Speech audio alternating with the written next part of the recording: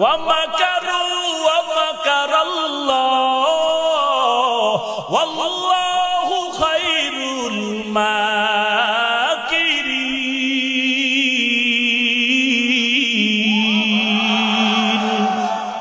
আল্লাহ তাআলা বলেন সব বেঈমানের চক্রান্ত 100 বছর, মুমিনের চিন্তা 1 মিনিট, সব শেষ। 100 বছর আগে টমাস ম্যালথাস ডক্টর, কত বছর আগে? 100 বছর আগে থিওরি দিল এই দেশে মানুষ বেড়ে গেলে বিপদ আসবে, বিপদ আসবে, বিপদ। অতএব মানুষ কমাও, মানুষ কমাও, মানুষ কমাও। থাকার জায়গা নাই, খাওয়ার জায়গা নাই। বলে কেমনে? বলে ট্যাবলেট তৈরি করো, ট্যাবলেট তৈরি করে মানুষ সন্তান কন্ট্রোল করো, বার্থ কন্ট্রোল করো, জন্ম নিয়ন্ত্রণ করতে হবে। ওই ম্যালথাস টমাস থিওরি দিল 100 বছর আগে। ওই বান্দাকে যদি প্রশ্ন করতাম তুমি মানুষ নাকি হলুমান, তুমি যদি বলো মানুষ সমস্যা, তো তুমি আগে মরো। এই বাটপার, তুই আগে মর। যারা বলে সন্তান বেড়ে গেলে সমাজে সমস্যা, মানুষ বাড়ানো যাবে না, ছেলে মেয়ে 2টার বেশি নেওয়া যাবে না। ও আল্লাহর বান্দা, তাহলে তুমিও তো 2-এর 1জন হয়েছো, তুমিও তো 3 নাম্বার হয়েছো। তাহলে তোমার আগে মরিয়া প্রমাণ করে দেখান দরকার মানুষ বেড়ে গেলে সমস্যা। তুমি আবার বিয়া করলা, তোমার স্ত্রীর গর্ভে আবার সন্তান, এই সন্তান আবার বিয়া করলো, বাড়াইলে তুমি আবার বলো বাড়ানো যাবে না। তুমি বুড়া বাটপার হয়ে গেছো, তুমি আগে মরো, তারপরে আমরা মরু। পারবি না রে বেঈমান। এই বাংলাদেশে এত জন্ম নিয়ন্ত্রণের ট্যাবলেট বেচা হলো, ওরে বাঙালি একটু হিসাব করে বল, এই দেশে সংখ্যা কমলো না বাড়লো? ওয়া মাকারু ওয়া মাকারাল্লাহ ওয়াল্লাহু খায়রুল মাকিরিন।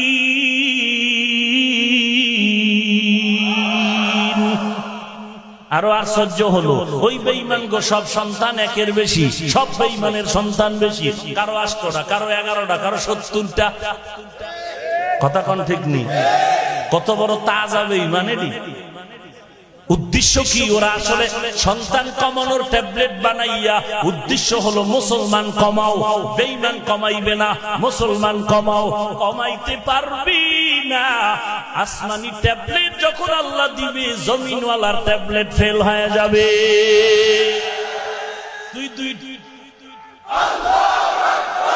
সময় নেই, সময় নেই ভাইরা আমার, ভালো করে বুঝো। যেদিন থেকে ওরা ট্যাবলেট দিল 2টার বেশি না, 1টা হলে ভালো হয়।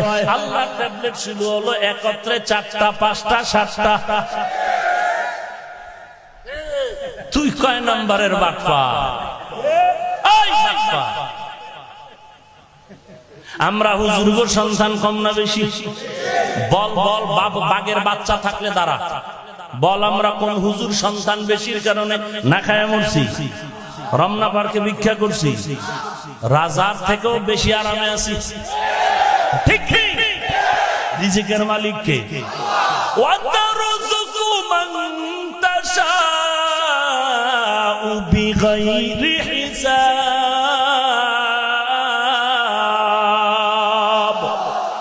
রিজিকের মালিক ডক্টর ইউনূস না? গ্রামীণ ব্যাংক লোন। এরে মুমিন, রিজিকের মালিক আমাদের আল্লাহ, কোনো টেনশন নাই। আল্লাহর গোলামি কর, দেখবি আসমান থেকে খানা পাকের ঘরে রেডি। এর দুর্বিশ্বাস আছে, এজন্য কোনো টেনশন নাই। আর তুমি রিজিক বেশি বেশি বাড়াইতে গিয়ে টেনশনের শেষ। এরপরও করলি কি? কত আইটেমের গোশত, কত আইটেমের মাছ, টি টেবিলে খানার আয়োজন, ডাইনিং টেবিলে খানার আয়োজন, হরেক রকমের খানা, দেখলেই মাথা নষ্ট। এত খানা, এত খানা। আল্লাহ কয় তোর কপালে। ডাক্তার কয় মরবি নাকি বাঁচবি? এত তাড়াতাড়ি? আরো 13 জনারে সাইজ করে মরুন। কয় তাহলে ভালো ভালো খানা চলবে না, মোটামুটি হালকা পাতলা খায় নাকটাই না ঘুমাবো। যখন ঘুমের বিছানায় গেল, ডাক্তার টেলিফোন করলো, মরতে চাও না বাঁচতে চাও? বলে এত তাড়াতাড়ি না। বলে তাহলে ফ্লোরে ঘুমা, নরম বিছানায় ঘুমাইস না। গভীর ঘুমের ভিতরে ডাক্তার টেলিফোন করে বলে মরবি নাকি আরো কয়েকদিন বাঁচবি, বলে বাঁচবো। বলে শীত নাই গরম নাই, রাস্তা মাপ ফজরের আগে। কপালে দুঃখ, এত বড় বেহায়া নির্লজ্জ মুসলমান ডাক্তারের কথা মানতে গিয়ে বাঁচার জন্য ফজরের আগে কুয়াশা নাই, শীত নাই, রাস্তায় রাস্তায় দৌড়ায়। এত বড় নিমুখ হারাম বেহায়া মসজিদে ফজর ভরে না।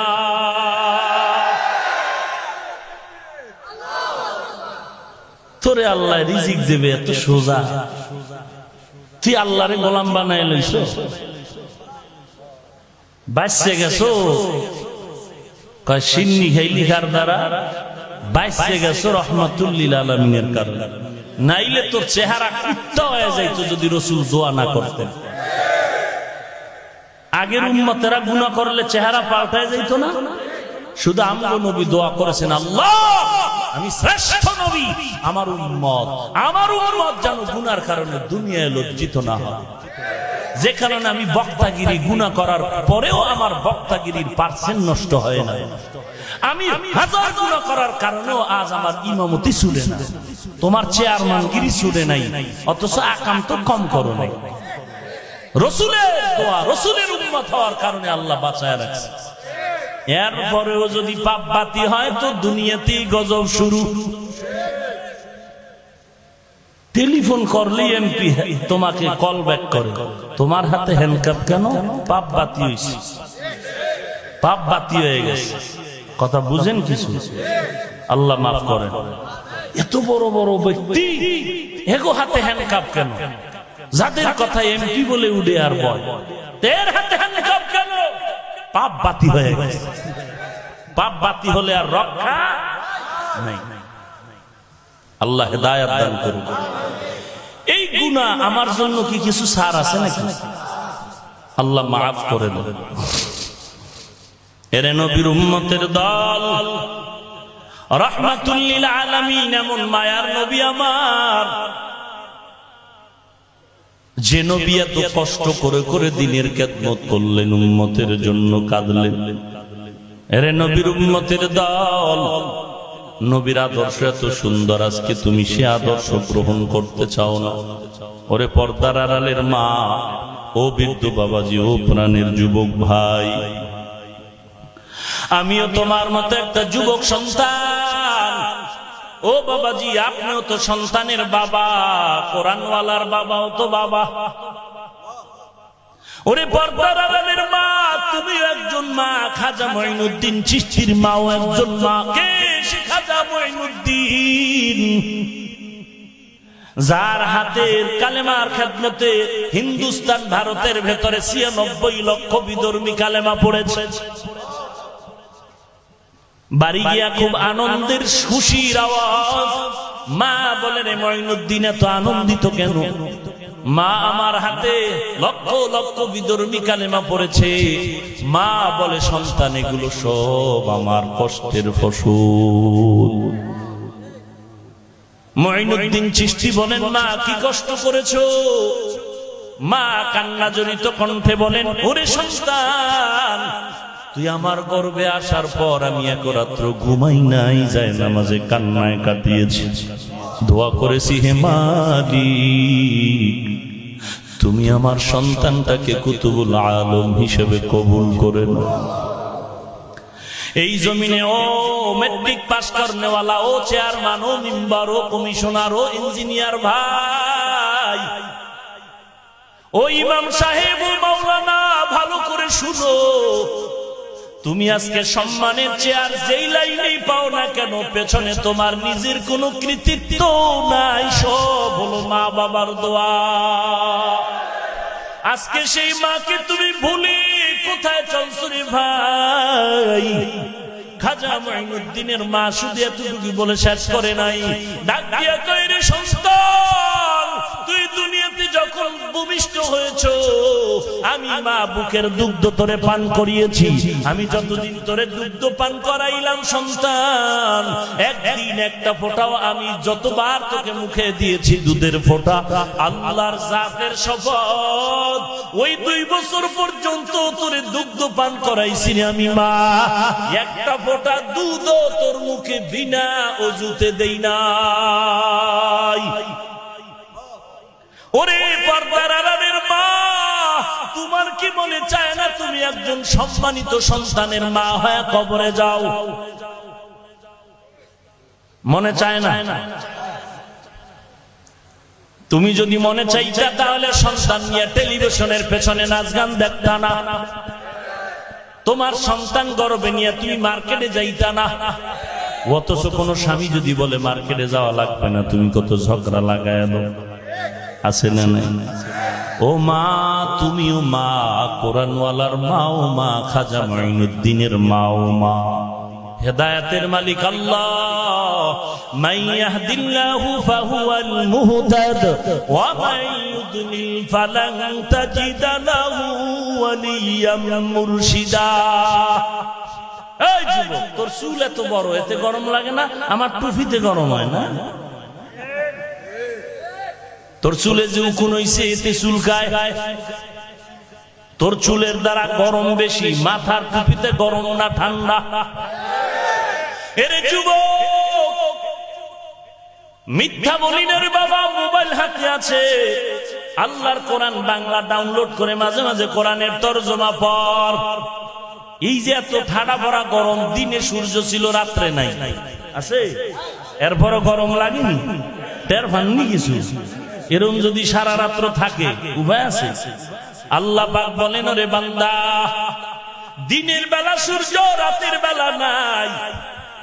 আর যদি গুনাহগার হয়ে কবরে যাও, কবর জাহান্নামের আগুনে ভরপুর হয়ে যাবে। একটা না, দুটা না, 70 থেকে 99টা সাপ। হাসরের ময়দানে সূর্য মাথার উপরে আসবে, ওই সূর্যের তাপে মাথার মগজগুলো টাস টাস করে ফেটে যাবে। হাসরের ময়দানে কেউ কারো আপন হবে না। ইয়াউমা ইয়াফিরুল মারউ মিন আখিহি ওয়া উম্মিহি ওয়া আবিহি ওয়া সাহিবাতিহি ওয়া বানিহি। আল্লাহর কোরআন সত্য না মিথ্যা? বল, আল্লাহর কোরআন সত্য না মিথ্যা? কত পার্সেন্ট সত্য? বল, আল্লাহর কোরআনে জান্নাতের বয়ান আসেনি? সত্য না মিথ্যা? বল, আল্লাহর কোরআনে জাহান্নামের বয়ান আসেনি? সত্য নাকি মিথ্যা? ইন্নাল আবরারা লাফি নাঈম ওয়া ইন্নাল ফুজ্জারা লাফি জাহিম। নেক আমল যারা করবে তারা জান্নাতি, গুনাহগার যারা হবে তাদের জন্য জাহান্নাম আল্লাহ বানায় রাখলেন। জাহান্নামে যাওয়ার আগেই সূর্যের তাপ শুরু হয়ে যাবে। আল্লাহ তাআলা আমলনামা দিবেন, সব মানুষগুলো নিয়ে যাবেন সিরিয়ার জমিনে। এই জমিনটা হবে হাসরের মাঠ, আর আল্লাহর বিচারালয় আদালত হবে সিরিয়ার জমিন, বাইতুল মাকদিস যেখানে, ওখানেই হবে। আল্লাহ বিচারালয় বসবেন, রাহমাতুল লিল আলামিনকে আগে উঠাইয়া আল্লাহ তাআলা তার পাশে বসাবেন। কারণ বাবা রাগ করে সন্তানের চুরি ধরছে, জবাই করবে, স্বামী পিছন দিয়ে রাগ করতেছে, স্ত্রী আইসা চুরিটা ধরে, স্বামী গরম দেখায়, পায়ে ধরে বলে, স্বামী তুমি রাগ করে সন্তানকে মেরো না, তুমি যদি একটা কিছু করে ফেলো পরেই তুমি আফসোস করবা আর কান্না করবা। হাসরের ময়দানে আমার আল্লাহ যখন গরম একটা আওয়াজ দিয়ে বলবেন, লিমানিল মুলকুল ইয়াউম লিল্লাহিল ওয়াহিদিল কাহ্হার। আজকের রাজত্ব কার? ও রাজা বাদশার আজকে সামনে দাঁড়াও। আওয়াজের সময় হাসরের ময়দানটা থরথর করে কাঁপা শুরু হয়ে যাবে, কারো কোনো আওয়াজ হবে না। আল্লাহ নিজেই বলবেন, মহারাগে রাগান্বিত আল্লাহর রাজত্ব, ইনসাফের বিচার হবে আজকে। সূর্যের তাপে এমন অবস্থা হয়ে যাবে, বেঈমান নাফরমান চিৎকার করতে থাকবে, আল্লাহ নজর করা মাত্র ঠান্ডা হয়ে যাবে। কেমন নবীর উম্মতে মুমিন ওই আমলনামা যখন দিবে, আল্লাহ তাআলা আমলনামা দেওয়ার ওয়াদা দেওয়া মাত্রই মানুষের মধ্যে হট্টগোল শুরু হয়ে যাবে। হাসরের ময়দানে কঠিন অবস্থা কয়েকবার হবে। এর মধ্যে আমলনামা দেওয়ার সময় সবাই কান্না করবে। আমলনামা ডান হাতে আসবে না বাম হাতে আসবে। ডান হাতে আসলে জান্নাত, বাম হাতে আসলে জাহান্নাম। এই চিন্তায় কান্না শুরু করবে। আল্লাহ তাআলা নেককার যারা, এর মধ্যে ভিআইপি মানের নেক আমলওয়ালা ইখলাসওয়ালাকে আমলনামা ডান হাতে দিয়া বলবে, বিনা হিসাবে জান্নাতে যাও। জান্নাতে গিয়া ভিতরে ঢুকতে পারবে না, তালার চাবি নবীর হাতে। এই নবীর আসে বাটপারি সাহেব, তালার চাবি কার হাতে? নবীর হাতে। নবী না যাওয়া পর্যন্ত জান্নাতের গেটের সামনে একটা বারান্দা আছে, ওয়েটিং রুম বলে। ওয়েটিং রুমে গিয়া সব জান্নাতীরা বসে থাকবে। মালিক চাবি না দেওয়া পর্যন্ত গেট খুলবে। ওই গেটের সামনে আর একটা কূপ আছে, আবে হায়াত নামের কূপ। ওখানে আল্লাহ প্রত্যেক জান্নাতীরে গোসল করাবেন। গোসল করা মাত্র দুনিয়ার সব রোগ শেষ। কালো মানুষ সাদা হয়ে যাবে। 80 বছরের মানুষগুলো সব যুবক যুবতী হয়ে যাবে। এরে নবীর উম্মত, নবী যাইতে কত দেরি। আমার নবী বলেন, একটা উম্মত যদি জাহান্নামে থাকে, আমি নবী জান্নাতে যাব না। আল্লাহ তাআলা একদলকে আমলনামা ডান হাতে দিবেন, খুশিতে খুশিতে জান্নাতে যাবে। আর যাদেরকে আল্লাহ বাম হাতে আমলনামা দিবেন, এরা নেককার না গুনাহগার? এই গুনাহগারদের ব্যাপারে আল্লাহ অর্ডার করবেন, ও ফেরেশতা, এই বান্দাকে বুঝাবার জন্য কোরআন দিলাম, হাদিস দিলাম, নবী পাঠাইলাম, রাসূল পাঠাইলাম, কত উলামায়ে কেরাম দিয়া বয়ান দেওয়াইলাম, ওয়ারাসাতুল আম্বিয়া। এদের বয়ান শুনিয়াও বান্দা দাঁড়ি রাখে নাই, আযান শুনিয়াও নামাজ পড়ে নাই, মা বাবার হক আদায় করে নাই, সন্তানের হক আদায় করে নাই। এদেরকে এমনি ছেড়ে দিলে হবে না। এদের আমলনামা বাম হাতে দিব, তবে সোজা ভাবে দেওয়া হবে না। আল্লাহ অর্ডার করবে, এই বেঈমান নাফরমানের বুকটা মাঝখান দিয়া ছিদ্র বানা দাও। ছিদ্র বানাইয়া আল্লাহ বলবেন, বাম হাতটা বুকের ছিদ্র দিয়ে ঢুকা। ছিদ্র দিয়ে ঢুকাইয়া পেছন দিক দিয়ে বের কর। এরপরে বাম হাতে পেছনে আল্লাহ আমলনামা দিয়া বলবেন, ইকরা কিতাবাকা কাফা বিনাফসিকাল ইয়াউমা আলাইকা হাসিবা। কইরা দেখ জীবনে কোথায় কি অন্যায় করেছো। দুনিয়ার অপরাধ থেকে বাঁচতে পারো নাই, সিসি ক্যামেরা ধরে ফেলেছে। মোবাইলটা অন্যকে গালাগালি করে মোবাইল পানিতে ফালায় দিছো। এমন যুগ এই জমিনে আসছে, প্রগতির যুগে উন্নতি হইয়া মিডিয়ার যুগে এমন কিছু পদ্ধতি বের করলো, তোর পানির মধ্যে সিমের নাম্বার বের করবে টাওয়ারের মাধ্যমে। কোথায় সিম রাখছো, কোন কথা বলছো, সব কথা তোর রেকর্ড হতে চলছে। পালাবার কোনো সুযোগ নাই। 5 বছর আগে অন্যায় করেছো, কোথায় অন্যায় করেছো, তোর সবকিছু গোপন ক্যামেরায় ভিডিও হয়ে গেছে। ওরে নবীর উম্মতের দল, আল্লাহর সাথে গাদ্দারি কোন দিন কোথায় করেছো, কার বিরুদ্ধে কি পরিকল্পনা করেছো, আল্লাহ আর কুদরতের ক্যামেরায় থাকবে কি থাকবে না? পালাবার সুযোগ নাই। আল্লাহ যখন আমলনামা পেছনের হাতে দিবেন আর বলবেন পর, ফেরেশতারা বলবেন পড়বে কিভাবে? চোখ দুইটা তো সামনে, হাতটা হলো পেছনে, পড়ার উপায় নাই। আল্লাহ অর্ডার করবেন, এই বেঈমান নাফরমানের ঘাটটা দরিয়া মোচড় দিয়া পেছনে দাও। ঘাটটা দরিয়া মোচড়ায় পেছন দিকে দাও। এমন অবস্থার থেকে মরে যাওয়া ভালো। আল্লাহ বলেন, হবে না। লা ইয়ামুতু ফিহা ওয়ালা ইয়াহইয়া। মরণ হবে না, জিন্দাও হবে না। মারাত্মক এক কঠিন অবস্থা হবে রে বাবা। আল্লাহ বলেন, আমি আল্লাহ এগুলো তোরে যা বলতেছি, তওবার আহ্বান করতেছি, তওবা কর। গুনাহ করিয়া ফেলেছো, তওবা কর। নবীরে কাঁদাইস না রে বাবা, আল্লাহর কাছে তওবা কর। হে মালিক, আমার মতো কত যুবক দাড়িওয়ালা নামাজ পড়ে, স্কুলে পড়ে, কলেজে পড়ে, কৃষি কাজ করে, শ্রমিকের কাজ করে, ড্রাইভারি করে, ব্যবসা বাণিজ্য করে, চাকরি করে, আছে না নাই? আমি কেন পারবো না রে আল্লাহ? তওবা করতেছি, আর দাড়ি কাটবো না, নামাজ ছাড়বো না, বেপরদায় চলবো না, মা বাবাকে কষ্ট দিব না, আলেম ওলামাদের পরামর্শ নিয়ে আমল ভালো করব, সহিভাবে কোরআন পড়বো, ওস্তাদের মাধ্যমে পথ চলবো। আমি নিজে নিজে অপরাধের পথ থেকে ফিরার চেষ্টা করবো, আর যাব না। আল্লাহ তুমি আমার তওবা কবুল করে নাও। ও মা, গুনাহ নিয়ে কবরে যেও না রে মা। আল্লাহর কাছে তওবা করো, সন্তানের হক আদায় করো, স্বামীর হক আদায় করো, করো, সন্তানকে মানুষ বানাও, কোরআনওয়ালা সন্তানের মা বাবা হয় কবরে যাও।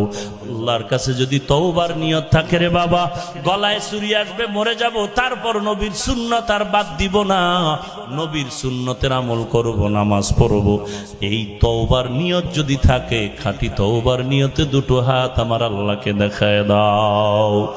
আয় আল্লাহ সবার হাত আপনি কবুল করে নেন, আয় আল্লাহ তওবা কবুল করে নেন, নবীজির সুন্নাতওয়ালা জিন্দেগি দান করেন, তওবার উপরে মজবুত হয়ে চলার তৌফিক দান করেন, আমিন।